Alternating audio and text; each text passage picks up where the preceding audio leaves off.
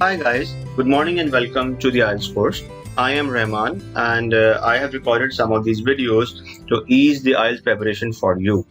It is generally said that the IELTS exam doesn't have particular tips and tricks, which is actually true because you cannot ace through the exam unless you have prepared thoroughly for it and that you have a good English. However, there are certain questions which do require particular strategies to be solved and which save a lot of time if you actually prepare for them. Therefore, I have recorded some of these videos to tell you the particular tips and tricks to solve the question easily and as quickly as possible. The IELTS exam is divided into four components of listening, reading, writing, and speaking.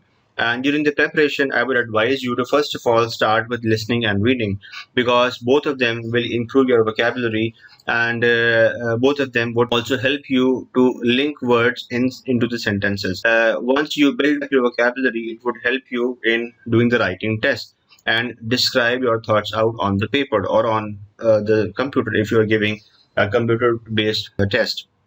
After that, once you are able to speak out your mind on a paper, you would be able to vocalize your mind in the form of your speech, which is actually the speaking test.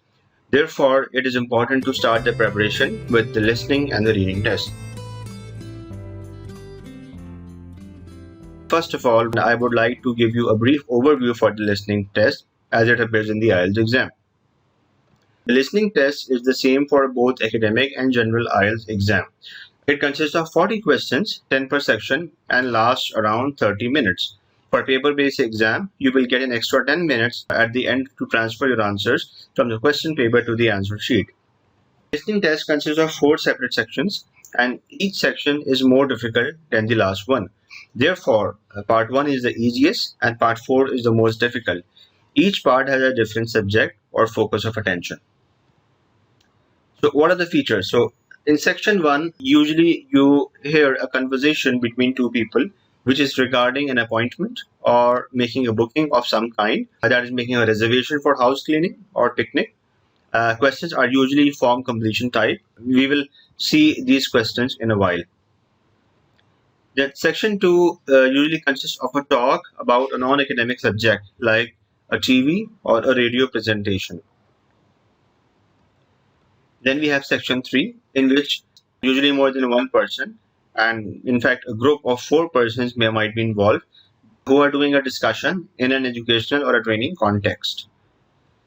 Then in section 4, you will get an academic extended talk or a lecture by a person.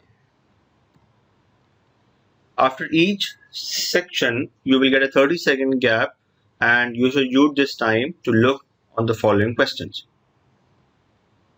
Now I would like to talk on some general listening tips. First of all, I would like you to utilize the initial time to identify your most dreaded questions or the questions that you fear the most. With time, you will learn that which question you fear the most and you have difficulty in solving and therefore you lose marks. So I would advise you to use this initial time to first of all give a thorough look on what sort of questions are coming. What do I mean by this initial time are the initial 30 seconds. For example, so when the test starts, it would sound like this. Test 1. You will hear a number of different recordings, and you will have to answer questions on what you hear. There will be time for you to read the instructions and questions, and you will have a chance to check your work. All the recordings will be played once only. The test is in 4 sections. At the end of the test, you will be given 10 minutes to transfer your answers to an answer sheet.